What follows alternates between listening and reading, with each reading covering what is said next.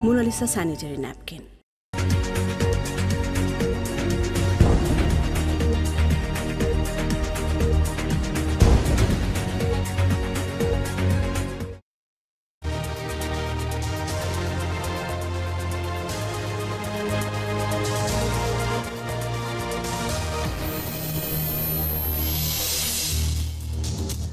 তম ঢাকা আন্তর্জাতিক বাণিজ্য মেলা উদ্বোধন করলেন প্রধান উপদেষ্টা। আগামীতে দেশ জুড়ে আয়োজনের পরিকল্পনা।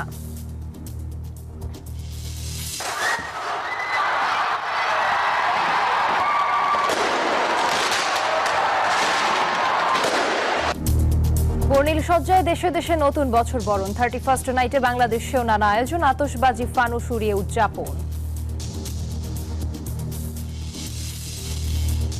নতুন বাংলাদেশে নতুন বছর স্বপ্নে বিভোর গোটা জাতি। সরকারের সামনে আইন শৃঙ্খলা, বাজার রাজনীতি সামলানোর চ্যালেঞ্জ, বলছেন বিশ্লেষকরা। বদলে যাবে দেশের রাজনীতি, রাষ্ট্র পরিচালনার ধরন সুগম হবে, গণতন্ত্রের পথ, আসবে শান্তি, ঐক্য, ভোটাধিকার, প্রত্যাশা রাজনীতিবিদদের।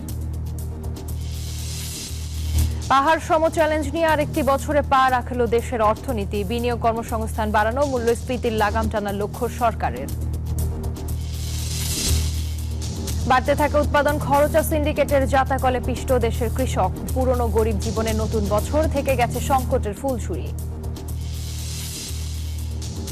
নতুন বছরে অনুশীলন দেখার সুযোগ দিয়ে ভক্তদের চমক দিল রিয়াল মাদ্রিদ। বিশ্বজুড়ে খেলোয়াড়দের শুভেচ্ছা বার্তা।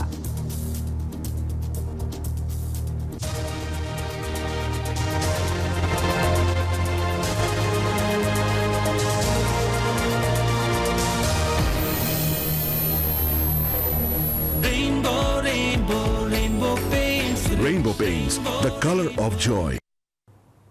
স্বাগত নিউজ 24 সংবাদে। আপনাদের সাথে আছি আমি জান্নাতুল ফেরদৌস রুবা। দেখছিলেন সংবাদ শিরোনাম।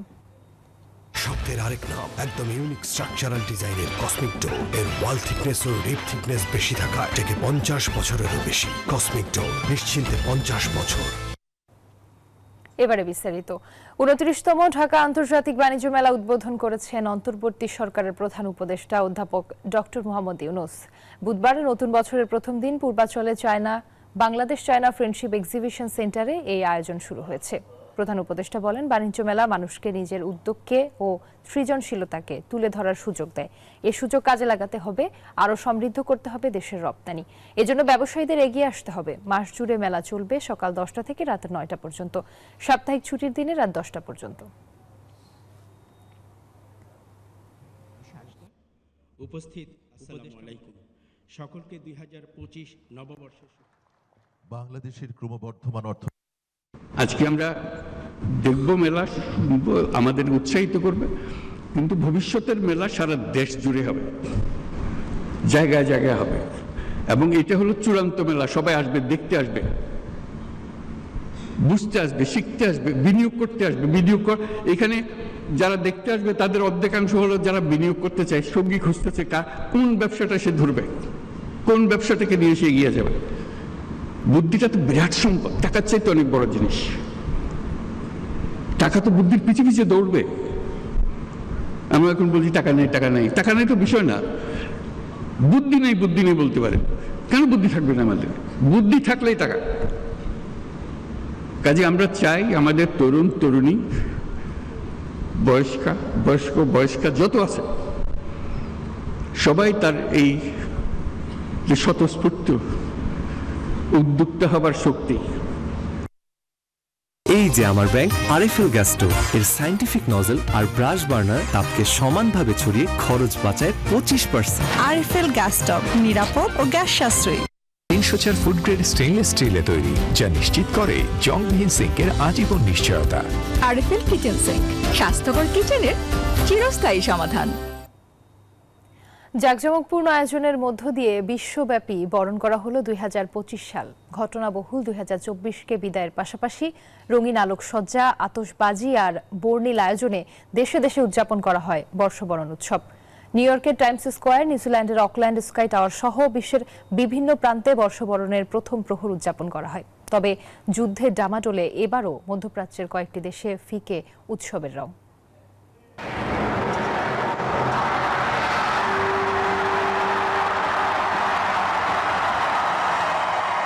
শেষ হলো ঘটনাবহুল আরেকটি স্মরণীয় বছর। প্রতিবারের মতো এবারও নতুন বছর 2025 সালকে বরণ করে নিতে বর্ণাঢ্য আয়োজনে মেতে উঠল যুক্তরাষ্ট্রের নিউ ইয়র্কের টাইমস স্কয়ার।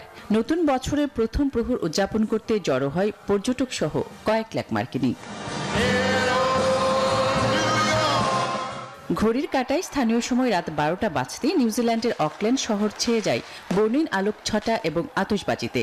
এর আগেই অবশ্য প্রশান্ত মহাসাগরীয় ছোট্ট দ্বীপরাষ্ট্র কিরিবাতি নতুন বছরকে স্বাগত জানায়। নতুন বছর ঘিরে কয়েকদিন থেকেই চীন সেজেছে বর্ণিল সাজে। আতশবাজি আর মুগ্ধকর আয়োজনে চলছে নতুন বছর বরণ। নতুন বছরকে স্বাগত জানাতে সেজে ওঠে অস্ট্রেলিয়ার বড় বড় শহরের আকাশ। বছরের প্রথম প্রহরে আতশবাজি প্রদর্শনীর আয়োজন করা হয় লন্ডনে। তবে নতুন বছরকে বরণে যখন দেশে দেশে নানা আয়োজন, তখন মধ্যপ্রাচ্যের দেশ সিরিয়া, ফিলিস্তিন, লেবাননে আতশবাজির বদলে বোমার আওয়াজে আতঙ্কিত লাখো মানুষ। উৎসব নয়, নতুন বছরে যুদ্ধ বন্ধের প্রত্যাশা তাদের। Desk report, news 24। বিজলি কেবলস যে কোনো স্থাপনার বৈদ্যুতিক সংযোগকে রাখে নিরাপদ। এর স্কিন কোটেড ইনসুলেশন সম্পূর্ণ ফায়ার রিটার্ডেন্ট, তাই বিজলি কেবলস নিজেই নিজেকে নেভায়। বিজলি কেবলস, নিরাপদ আজীবন। নতুন প্রহর, নতুন স্বপ্ন, নতুন সূর্য, যার আলোয় আলোকিত হয়ে মুছে যাবে সকল গ্লানি, এমন প্রত্যাশা নিয়ে দেশের মানুষ বরণ করে নিল ইংরেজি নতুন বছরকে। জীবনের সব নেতিবাচক বিষয় দূরে ঠেলে সুন্দর আগামীর প্রত্যাশায় নতুন করে পথ চলার অঙ্গীকার করেন সবাই। তবে কেবল আনন্দ আয়োজনই নয়, অনাকাঙ্ক্ষিত ঘটনা এড়াতে রাতভর আইনশৃঙ্খলা বাহিনী ছিল সতর্কতায়।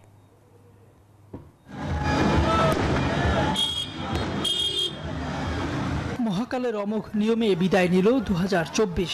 সকল জরা দুঃখ বেদনা ভুলে দেশের মানুষ বরণ করে নিল 2025 সালকে।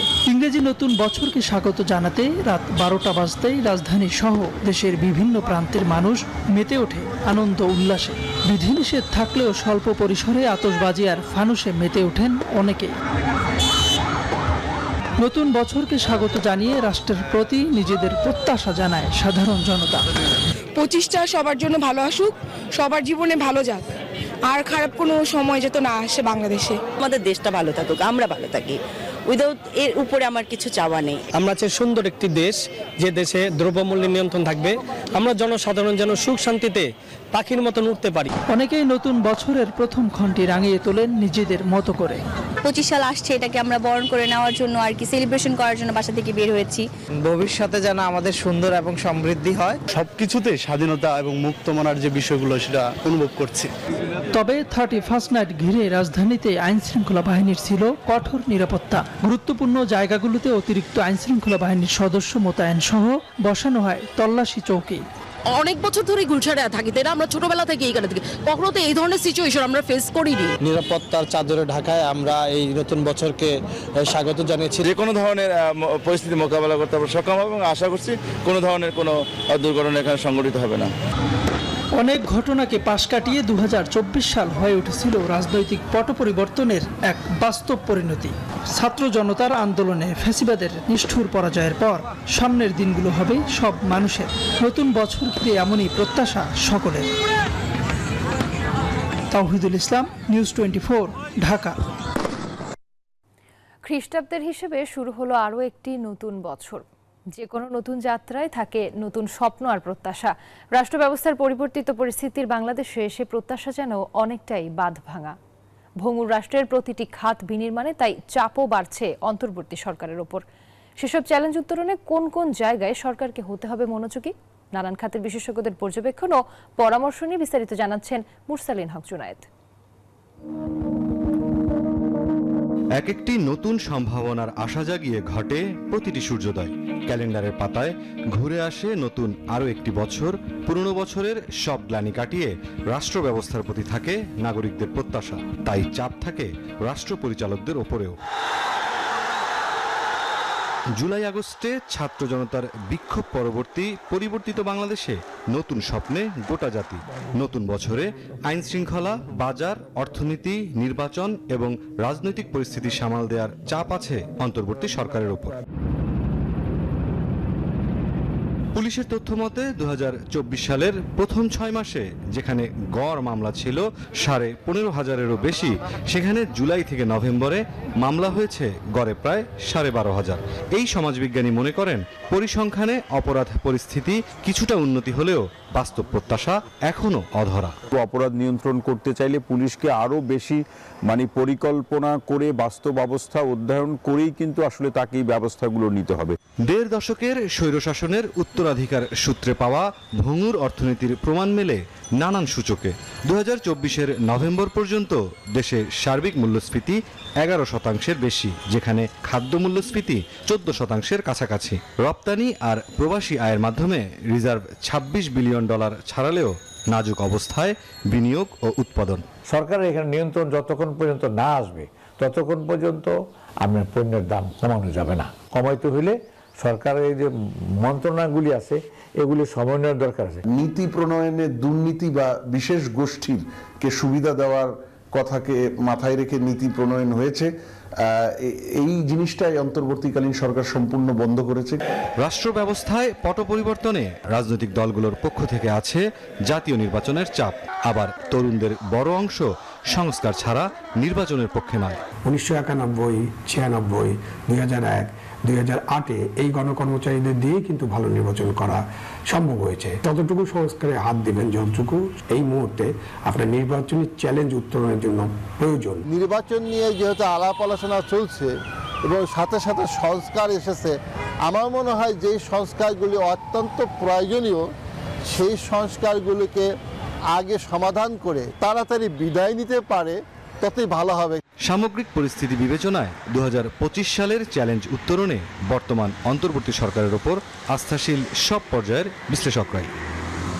ধ্বংসস্তূপের মাঝে ফিনিক্স পাখির মতো জেগে ওঠার এক উজ্জ্বল দৃষ্টান্ত বাংলাদেশ। বারবার হোঁচট খাওয়ার পরও নতুন স্বপ্ন নিয়ে এগিয়েছে এই জাতি। তাই সব শঙ্কা ও হতাশা দূরে সরিয়ে নতুন বছরে সব ক্ষেত্রে স্থিতিশীল এক রাষ্ট্রে পরিণত হবে বাংলাদেশ, এমনটাই প্রত্যাশা সবার। মুরসালিন হক জুনায়েদ, নিউজ 24, ঢাকা। নতুন বছর, নতুন প্রেক্ষাপট, তাই নতুন বাস্তবতায় বদলে যেতে পারে রাজনীতি ও রাষ্ট্র পরিচালনার ধরন। ইতিমধ্যেই পাওয়া গেছে নির্বাচনের সম্ভাব্য ধারণা। রাজনীতিবিদদের প্রত্যাশা, নতুন বছরে দেশে সুগম হবে গণতন্ত্রের পথ, প্রতিষ্ঠিত হবে শান্তি, ঐক্য, ভোটাধিকার ফিরে পাবে সাধারণ মানুষ। মারুফা রহমানের বিশেষ প্রতিবেদন। নতুন বছরে কি রাজনীতির নতুন সমীকরণ আসবে? বদলে যাবে প্রেক্ষাপট? প্রতিহিংসার বদলে কি প্রতিষ্ঠিত হবে ঐক্যের রাজনীতি? কে জানে এই প্রশ্নের উত্তর। তবে রাজনৈতিক দলগুলো চায় নতুন বছরে জনগণের প্রত্যাশা পূরণ হোক, জীর্ণতা পেছনে ফেলে এগিয়ে যাক বাংলাদেশ। আমরা নতুন বছরের রাজনীতিতে তো গুণগত পরিবর্তন বলতে কি হবে এটা সময় বলতে পারবে, এই মুহূর্তে আমি বলতে পারবো না।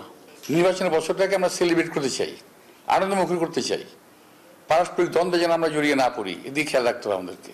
নিজেদের মধ্যে নির্বাচন না থাকলে তো ক্ষমতার প্রতিদ্বন্দ্বিতা, মত পার্থক্য ইত্যাদি হবে রাজনীতিতে। সবাই একসাথেই যদি হয় তাহলে তো একটা পার্টি হতো, সেরকম তো আর হবে না। অতএব এই মত পার্থক্য, মতদ্বৈধতা, মতান্তর সহই আমরা সামনের দিকে যেতে পারবো। অন্তর্বর্তীকালীন সরকার এবং সকল স্টেক হোল্ডার দেশের জনগণকে ঐক্যবদ্ধভাবে কাজ করতে হবে, যেখানে সহনশীলতা ও গণতান্ত্রিক পরিবেশ বজায় থাকবে। বিভিন্ন দলের নেতারা বলছেন নানা কারণেই গুরুত্বপূর্ণ 2025 সাল। নতুন বছরে জনগণের প্রত্যাশা প্রাপ্তির সমন্বয় ঘটাতে অন্তর্বর্তী সরকারকে আরো সতর্ক হয়ে পথ চলার কথা বলেন কোন রাজনীতিক। এখনো আমরা সংকটের বাইরে যাই নাই, দেশি বিদেশি ষড়যন্ত্র অব্যাহত আছে। আপনারা দেখেছেন বিভিন্ন জায়গায় জ্বালাও পড়া হচ্ছে, যত্রতত্র ধর্মঘট করতেছে, রাস্তায় বসে পড়ছে। এটা কিন্তু ভালো লক্ষণ না। সরকারকে এটা আরো কঠোর হস্তে দমন করতে হবে। রাজনৈতিক দলগুলো একটা প্রত্যাশা আছে, জনগণের এক ধরনের মানসিক প্রস্তুতি আছে। এখন দরকার হবে অন্তর্বর্তী সরকার এবং নির্বাচন কমিশন রাজনৈতিক দল সহ সংশ্লিষ্ট সবার সঙ্গে আলাপ আলোচনা করে গণতান্ত্রিক উত্তরণের এই সুনির্দিষ্ট পথ নকশাটা ঘোষণা করা। অনেকের মতে বিপ্লব পরবর্তী সংস্কার, নির্বাচনের মতো মৌলিক ইস্যুতে যৌক্তিক সমাধান না হলে সামনে জটিল হবে পরিস্থিতি। আগস্টের আগে যে অবস্থা ছিল এই পরিস্থিতি বাংলাদেশে যেন কখনো না আসে। তো ওই ধরনের পরিস্থিতি যদি হয়েই যায় তাহলে এদেশ থাকবে না। পরস্পরের প্রতি সহানুভূতিশীল হতে হবে, আরো রাজনৈতিক দল আছে সেটা ভাবতে হবে। আগামী দিনগুলো সংস্কার নিয়েও আরো বিভাজন দেখতে পারে। সংস্কার নিয়ে মতপার্থক্য তীব্র হলে এর মধ্যে মানে পরস্পরের সাথে সম্পর্কের অবনতি হতে পারে। প্রত্যাশা সংস্কার শেষে যৌক্তিক সময়ে ভোট হবে। নতুন বছর জুড়েই চলবে নির্বাচনী কর্মযজ্ঞ। মারুফা রহমান, নিউজ 24, ঢাকা। দর্শক, নতুন বছরে নতুন প্রত্যাশা শীর্ষকে একটি গোলটেবিল আলোচনা অনুষ্ঠানের আয়োজন করেছে দৈনিক বাংলাদেশ প্রতিদিন। সেখানে কথা বলছেন মাহমুদুর রহমান মান্না। আমরা সরাসরি চলে যাচ্ছি সেখানে। আবার এখন পর্যন্ত দেশটা ওই জায়গাতেই আছে, এই দেশটা পুরো বদলাতে হবে। আমি অনেকগুলো পলিটিক্যাল কথাবার্তা বলবো না, বিকজ আমার যেহেতু একটার সময় আবার চ্যানেল আইতে একটা টক শোতে যেতে হবে। আমি জানি না যেতে কতক্ষণ সময় লাগবে, মানে ওটাও একটা বিড়ম্বনা। রাস্তায় বেরুলে কখন পৌঁছাবো তারও কোনো ঠিক নাই। আমরা ঠিক সময় মতো পৌঁছাতে চাই, আমরা যানজট চাই না, সেগুলো আছে। বর্তমান সরকার আমাদেরই সরকার, আমরা বানিয়েছি এরকম না। কিন্তু আমি অন্তত আমার কথা বলি, এটা তো ছাত্ররা বানাতে পারে, কারণ ছাত্র বলেছেন যে ওরাই আমাদের নিয়োগকর্তা, তো আমি নই। রাজনৈতিক দলগুলো কি তাকে নিয়োগ দিয়েছে তাও জানি না। ডক্টর ইউনূস বিরাট রকম অনেক বড় মাপের মানুষ, কিন্তু এখন অনেক বড় একজন ক্রিকেটারকে তো ফুটবল খেলতে দিলে হবে না। আমার কাছে এরকম মনে হচ্ছে যে উনি মানে ফুটবল প্লেয়ার বা ক্রিকেট প্লেয়ার ফুটবল খেলতে নেমেছেন, অনেকগুলো কাজই করতে পারছেন না, ঠিকমতো ডিফাইন করতে পারছেন না। আমি প্রথম বলবো, সংস্কারের যেহেতু শুরু নাই শেষ নাই, আমি মনে করি তাই। অতএব এই সময়ের জন্য আপনি কতখানি সংস্কার চান সেটা স্পষ্ট করতে হবে। এখন আমি বলবো যেন এইটুকু হলে হবে না, আরও 10 ডিগ্রি যেতে হবে, সেও একটা বিতর্ক, একটা ডিসকোর্সের মধ্যে ফিক্স করতে হবে এতদূর সংস্কার আমরা চাই। তারপরে বলবেন এই সংস্কার করতে এতদিন লাগতে পারে। মানে পুলিশের মতো একটা বাহিনীকে সোজা বানানো ও কি সোজা কথা নাকি? পুলিশ একদম মাগুর মাছের চাইতে পিছলা, ওদের আপনি ছাইদেও ধরতে পারবেন না। এখন পর্যন্ত আমি বিভিন্ন জায়গা থেকে অভিযোগ শুনছি পুলিশ কি করছে।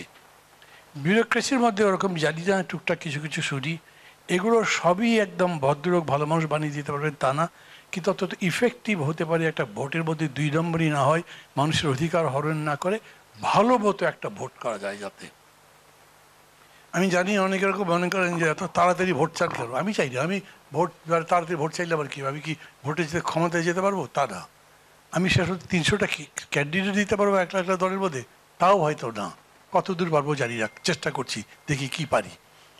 কিন্তু এইটা ঠিক যদি বিলম্বিত হয় তাহলে আমেরিকান স্টেট ডিপার্টমেন্ট যেরকম করে আমাদের ফরেন সেক্রেটারিকে বলেছে, যত দেরি হবে তত সরকার সমালোচনার মধ্যে পড়বে। বাইরে বসে আমরা যখন কফি খাচ্ছিলাম তখন কথাটা তুলেছিলাম, জামাল হায়দার ভাই বললেন এই যে সচিবালয়ে আগুন, তার উপর যে রিপোর্ট দিয়েছে কারও কোনো রিয়াকশন নাই। আগে যদি কেউ এরকম রিয়াকশন দিতে পারে, ওরা মিথ্যা কথা বলছে, সবগুলো প্রতারক এগুলো বলতো, এখন বলছে না, কারণ এখনও সরকারের উপরে আশাটা ধরে রাখতে চাই। জামাল হায়দার ভাই বললেন কেউই বিশ্বাস করে এই রিপোর্ট, আমি নিজেও কিন্তু বিশ্বাস করতে আমার কষ্ট হচ্ছে, কিন্তু তারা বলেছেন। এখন যদি এটাই সত্য হয় যে তারা এটাকে বানিয়ে দিয়েছেন, তো অনেক বড় অভিযোগ, কিন্তু আমি অভিযোগ তুলছি না, কারণ আমি জানি এদের নামে অভিযোগ তুললে লাভ কি, ওরা তো 1.5 বছর পরে চলে যাবে। আমার মধ্যে কিন্তু এরকম কোনো সন্দেহ নাই যে ডক্টর ইউনূস ক্ষমতা দীর্ঘ করার জন্য ধান্দা করছেন, মনে করি না। তাদের সাথে যে সমস্ত উপদেষ্টা আছে তারাও বরঞ্চ তাদের নিজের জায়গাতে চলে যেতে পারলে they can earn more. 3 lakh টাকা ভিতরে ওদের চলে না। এতক্ষণ মাহমুদুর রহমান মান্নার বক্তব্য শুনছিলেন। পাহাড় সম চ্যালেঞ্জ মাথায় নিয়ে 2025-এ পা রাখছে দেশের অর্থনীতি। নতুন বছরে ব্যবসার পরিবেশ ফিরিয়ে এনে বিনিয়োগ ও কর্মসংস্থানের সুযোগ তৈরির প্রধান লক্ষ্য সরকারের সামনে। শিল্পোদ্যোক্তাদের আশা, নীতি সহায়তা ও জ্বালানি সংকট নিরসন করে তাদের পাশে থাকবে অন্তর্বর্তী সরকার। আর অর্থনীতিবিদরা বলছেন, আর্থিক খাতে শৃঙ্খলা ফিরিয়ে মূল্যস্ফীতির লাগাম টেনে ধরার দিকেও নজর থাকবে সরকারের। হোসেন শাহাদাতের প্রতিবেদনে দেখুন বিস্তারিত।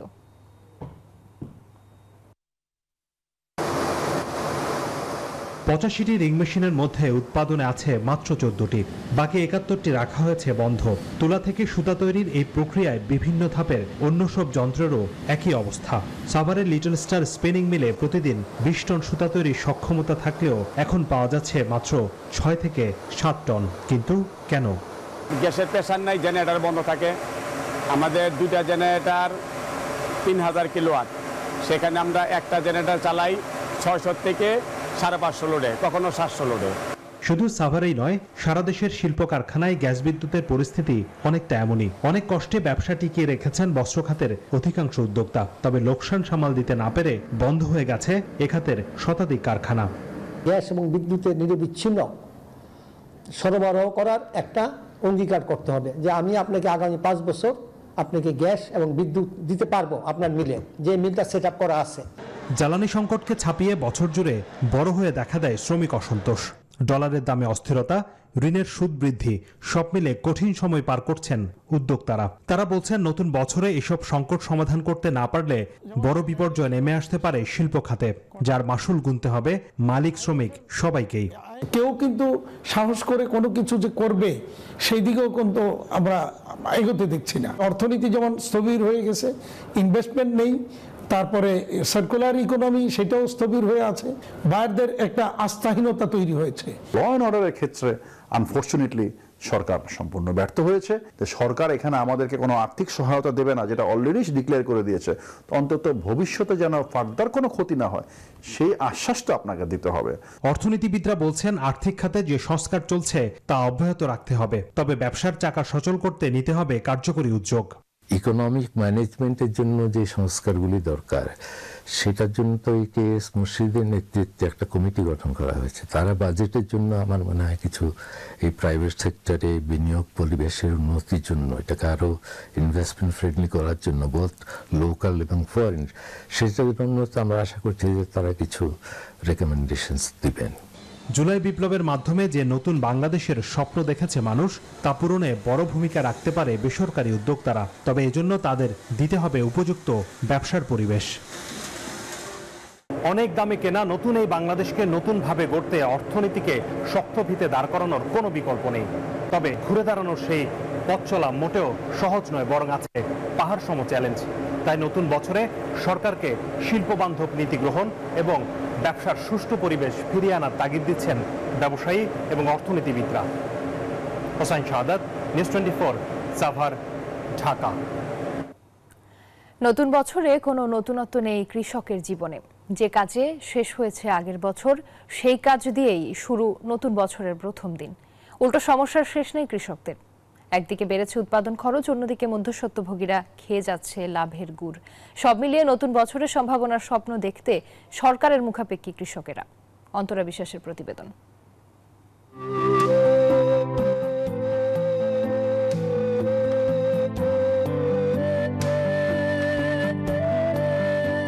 যে কৃষক এদেশের মাটিকে ধন ধান্যে পুষ্পে ভরেছেন, তাদের যেন দুঃখের শেষ নেই।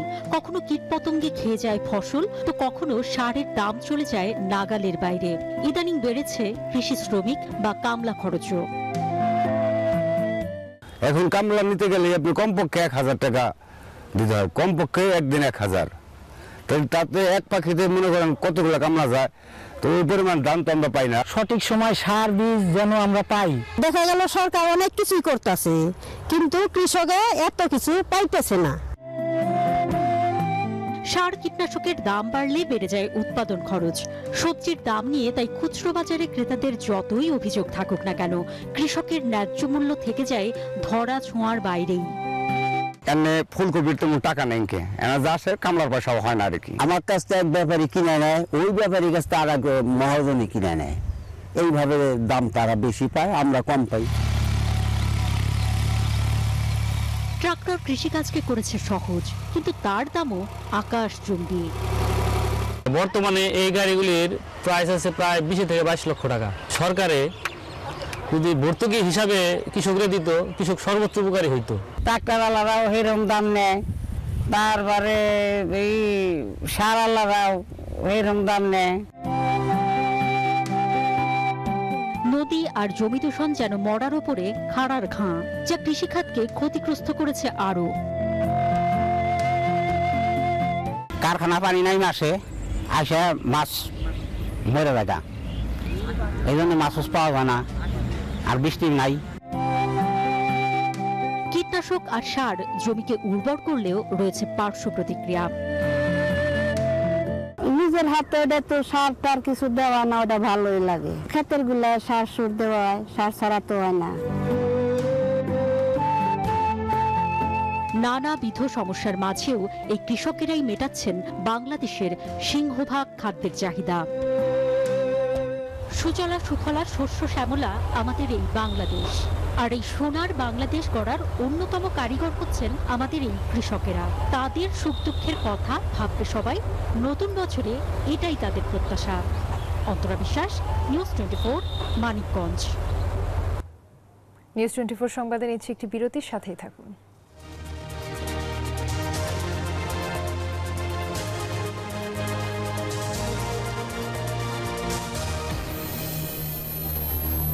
কার্যকরী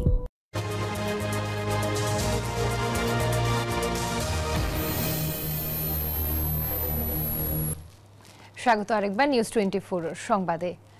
দর্শক, বাহারি রঙে নতুন বছর বরণের আয়োজনে ফুলের দোকানে ভিড় করছে মানুষ। কেউ ফুল কিনছেন প্রিয়জনকে দিতে, কেউ কিনছেন অনুষ্ঠান সাজাতে।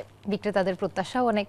এ বিষয়ে আরো জানাতে শাহবাগে আছেন আমাদের সহকর্মী সুকন্যা আমির। সরাসরি যুক্ত হচ্ছি তার সাথে। সুকন্যা, রাজধানীতে ফুলের বেচাকেনা কতটা জমজমাট? শাহবাগ এলাকার চিত্র কি দেখছেন?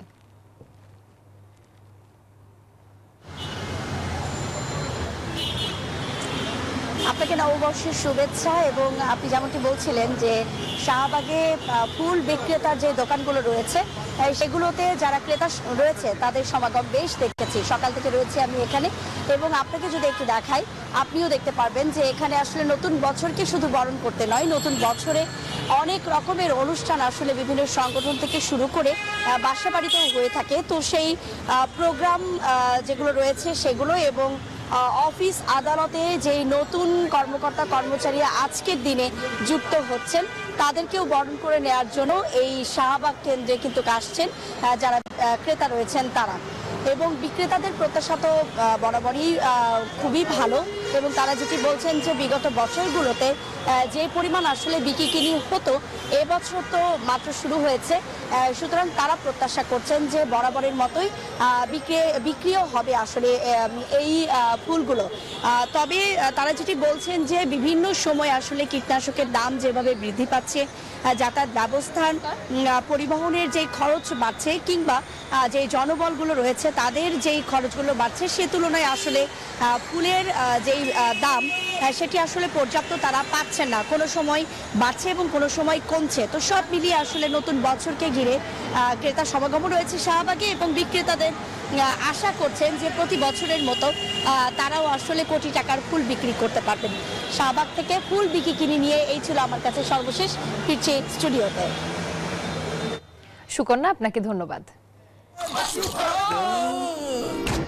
আমি এই চেয়ারে বসবো না। বাচ্চু ভাই, এই চেয়ারকে ভয় পেও না। ডেন্টিস্টের পরামর্শ নাও নতুন কোলগেট অ্যাক্টিভ সোল, যা দাঁতের সমস্যা শুরু হওয়া মাত্রই থামিয়ে দেয়। না থাকবে ব্যথা, না থাকবে ভয়। দর্শক, সাভারের বিরুলিয়ার মোস্তাপাড়া ও উত্তর দক্ষিণ শ্যামপুরে বসেছে গোলাপের হাট। সেখানকার আরো খবর জানাতে যুক্ত হচ্ছেন আমাদের সহকর্মী নাজমুল হুদা। নাজমুল, নতুন বছরে গোলাপের বিক্রি কেমন জমেছে? বেলা তো বাড়ছে, ক্রেতাদের ভিড় কেমন?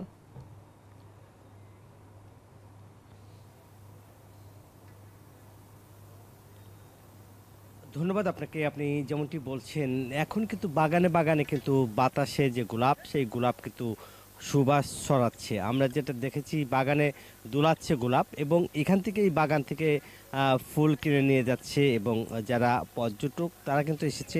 এবং আমরা যদি একটু দেখাই যে বাহারি রঙের ফুল গোলাপের গ্রামে কিন্তু সেই গোলাপ ফুল কিন্তু এখন দেখছেন যে সেই ফুলগুলো এখন এখান থেকেই আসলে খেতে খেতে ফুল। এবং আমরা যদি দেখাই যে ঠিক ক্ষেতের পাশেই কিন্তু যে গোলাপের যে হাট বসেছে, সেই হাটটাও যদি আপনাদের একটু ক্যামেরার মাধ্যমে একটু দেখানোর চেষ্টা করব, যেহেতু এই দিবসকে ঘিরে নতুন বছরের ইংরেজি নববর্ষের শুভেচ্ছা জানাতে সরাসরি গোলাপ গ্রামে এসেই কিন্তু লোকজন গোলাপ ফুল কিনে নিয়ে যাচ্ছে এখান থেকে, এবং এখন কিন্তু চড়া দামে কিন্তু আসলে গোলাপ মানে বিক্রি হচ্ছে। এবং নববর্ষের যে বাতাসে লেগেছে গোলাপের যে দোলা, সেটা কিন্তু আসলে আমরা যদি দেখাই আপনাদেরকে, যে এখন কিন্তু যে গোলাপ ফুলের আমরা যেখান থেকে আমরা দেখেছি যে এই ভালো এই যে নববর্ষকে ঘিরে কিন্তু ফুলের যে বাজার, সে বাজারে কিন্তু এখন চড়া দামে ফুল বিক্রি করছে। এখান থেকে আমরা দেখেছি যে প্রতিটা ফুলই কিন্তু এখন কিন্তু 15 থেকে 20 টাকা বিক্রি করা হচ্ছে। এই ছিল গোলাপ গ্রামের গোলাপের সর্বশেষ খবর। ফিরে যাচ্ছি স্টুডিওতে। নাজমুল, আপনাকে ধন্যবাদ। মিল্ক পাউডার হ্যাপি কাউ যেমন সাশ্রয়ী তেমনি পুষ্টিগুণে ভরপুর, আর এটা নিউজিল্যান্ডের গরুর দুধ। হ্যাপি কাউ, গরুর দুধের স্বাদ সবাই পাক। নিউজ 24 সংবাদে আবার একটি বিরতি নিচ্ছি, সাথেই থাকুন।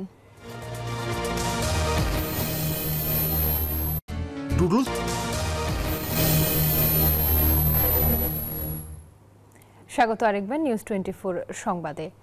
গাজীপুরে অনিয়ম দুর্নীতির মাধ্যমে অবৈধ সম্পদ অর্জনের অভিযোগে বিএনপি নেতা ও সাবেক পৌর মেয়র মুজিবুরকে দুদকে তলব করা হয়েছে।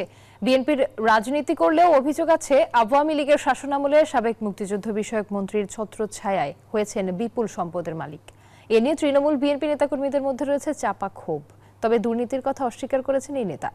গাজীপুর থেকে মোহাম্মদ জাহাঙ্গীর আলমের তথ্যচিত্রের রিপোর্ট।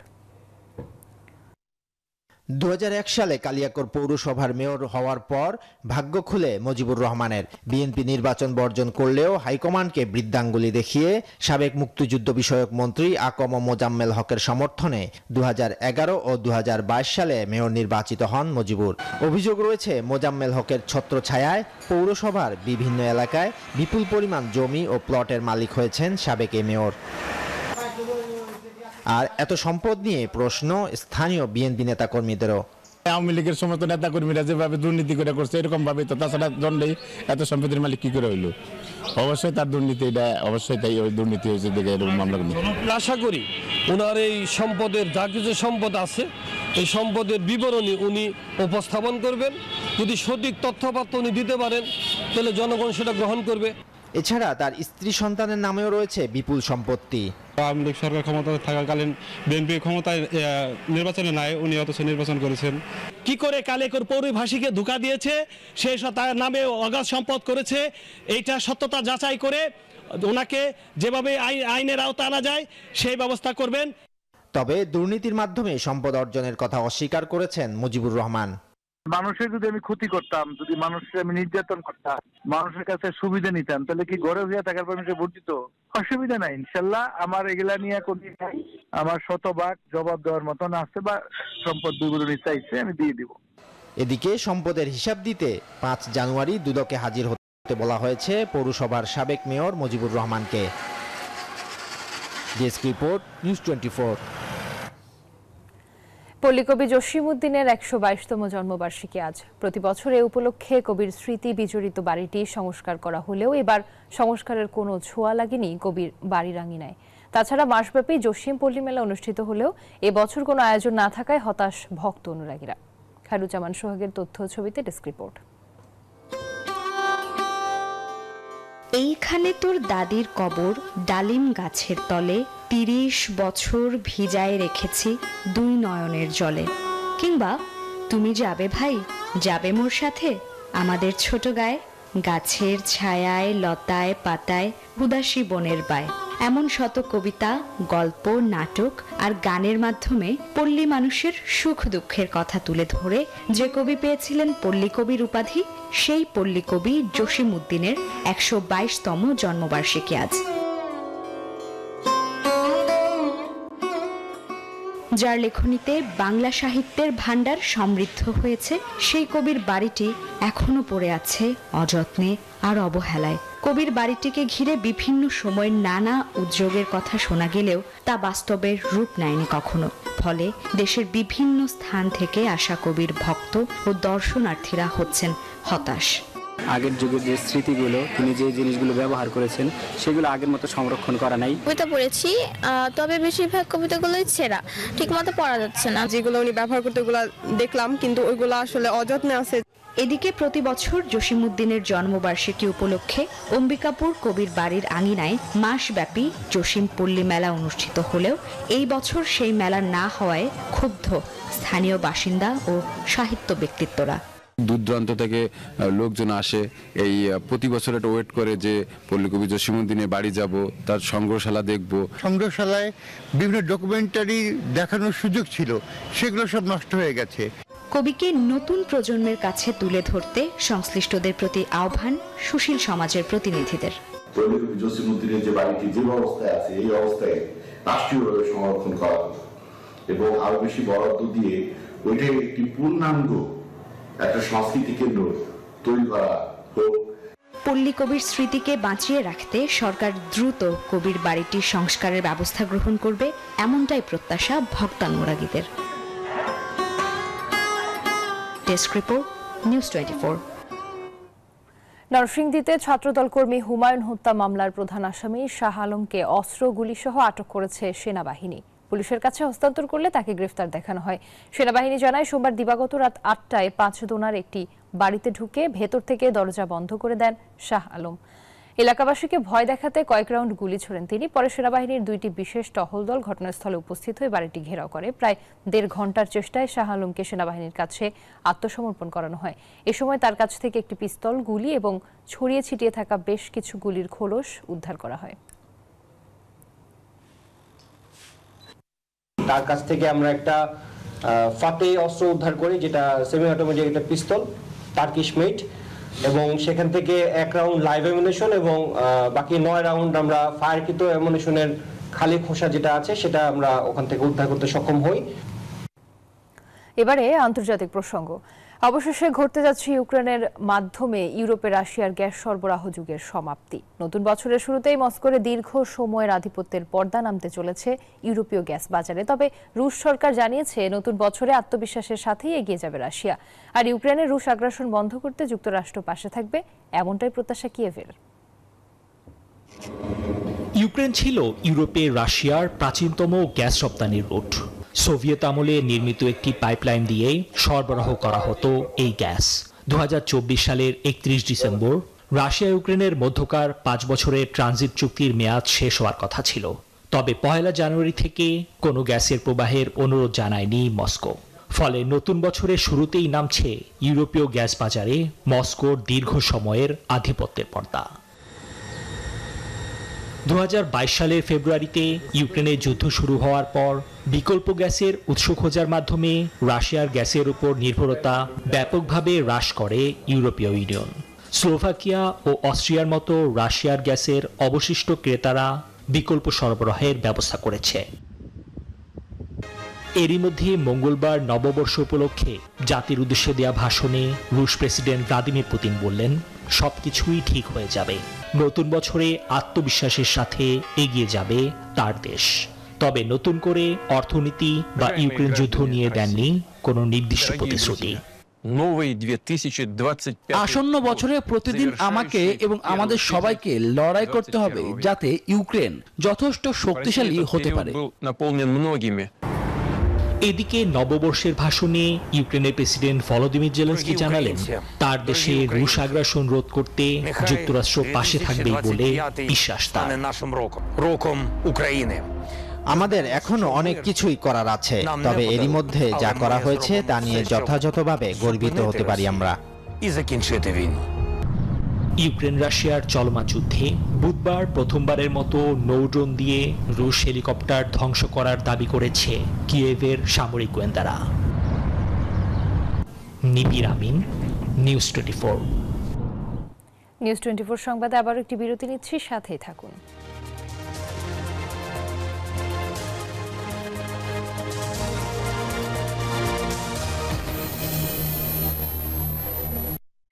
নুডলস খান নাই? তাহলে তো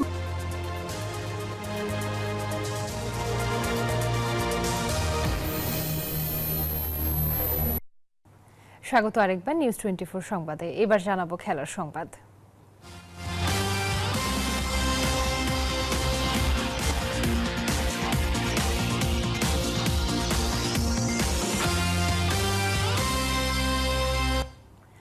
বিপিএল এ প্রথম রাউন্ড শেষে আজ একদিনের বিরতি। আগামীকাল হোম অফ ক্রিকেটে অনুষ্ঠিত হবে দুটি ম্যাচ। দিনের প্রথম ম্যাচে ঢাকার প্রতিপক্ষ রাজশাহী, দ্বিতীয় ম্যাচে মুখোমুখি হবে রংপুর ও বরিশাল।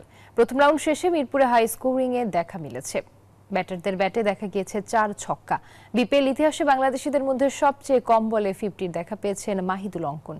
বোলিংয়ে রংপুরের জার্সিতে খেলা শেখ মাহিদিরা আলো কেড়েছে। আগামী 3 জানুয়ারি পর্যন্ত মিরপুরে অনুষ্ঠিত হবে আরও 4 ম্যাচ। তারপর 6 তারিখ থেকে শুরু হবে সিলেট পর্ব।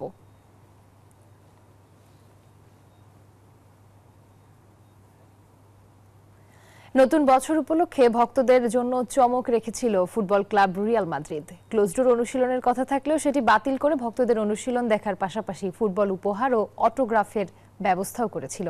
এদিকে পর্তুগিজ তারকা ক্রিশ্চিয়ানো রোনালদো, খুদে জাদুকর মেসিরা শুভেচ্ছা জানিয়েছেন। টাইগার ক্রিকেটাররাও ভক্তদেরকে ধন্যবাদ জ্ঞাপন করেছেন। নতুন বছর, নতুন প্রত্যাশা, নতুন স্বপ্ন, নতুন পরিকল্পনা। সেই নতুনকে সঙ্গী করে শুরু হলো আরও একটি বছর। সারা বিশ্বে উৎসবমুখর ভাবেই পালিত হয়েছে দিনটি। ক্রীড়াঙ্গনের মানুষেরাও বরণ করে নিয়েছেন এই বছরকে। পুরনো স্মৃতি ভুলে নতুনকে আঁকড়ে ধরেই চলতে চায় তারা। সেই উপলক্ষে স্প্যানিশ ক্লাব রিয়াল মাদ্রিদও ভক্তদের হতাশ করেনি। মাদ্রিদের প্র্যাকটিস গ্রাউন্ড আলফ্রেদো দা স্টিফেনায় ভক্তদের সঙ্গে ফুটবলারদের সাক্ষাৎ করিয়েছেন। ক্লোজডোর অনুশীলন বাতিল করে প্রায় 5000 দর্শকের সামনে অনুশীলন করেছে রিয়াল ফুটবলাররা। অনুশীলন শেষে ভক্তদের ফুটবলও উপহার দিয়েছেন ভিনিসিয়াস এমবাপ্পেরা। অটোগ্রাফও দিয়েছে গ্যালাক্টিকোস ফুটবলাররা। দারুণ লাগছে। আমার প্রিয় দলের অনুশীলন দেখতে পেরেছি মাঠে বসেই, তাদের অটোগ্রাফও পেয়েছি। পরিবার নিয়ে এসেছিলাম রিয়াল মাদ্রিদের প্র্যাকটিস দেখতে, মনটা ভরে গেল। এদিকে পর্তুগিজ সুপারস্টার ক্রিশ্চিয়ানো রোনালদো এই দিনটি পরিবারের সঙ্গেই ভাগ করে নিয়েছেন। দুবাইয়ে ব্রুজ খলিফার সামনে থেকে একটি ভিডিও পোস্ট করেছেন। ফুটবলের খুদে জাদুকর লিওনেল মেসিও হ্যাপি নিউ ইয়ারে সময় কাটিয়েছেন পরিবারের সঙ্গে। বাংলাদেশের ক্রিকেটাররাও সামাজিক যোগাযোগ মাধ্যমে সরব ছিলেন। তামিম ইকবাল, মুমিনুল হকরা এই দিন উপলক্ষে ফেসবুকে স্ট্যাটাস দিয়েছেন। 2024 সালটাও স্বপ্নের মতো কেটেছে মেহেদী মিরাজের। এই দিনে তার ভক্তদের ধন্যবাদ জানিয়েছেন পাশে থাকার জন্য। ভারতীয় pacer Jasprit Bumrah border Gavaskar trophy খেলতে এখন অস্ট্রেলিয়ায়। সহধর্মিনী সানজানাকে পাশে নিয়ে ছবি পোস্ট করেছেন। শুভদেবনাথ, নিউজ 24। আর এই ছিল নিউজ 24 সংবাদে। আরও সংবাদ বিশ্লেষণ জানতে ভিজিট করুন news24bd.tv। ধন্যবাদ।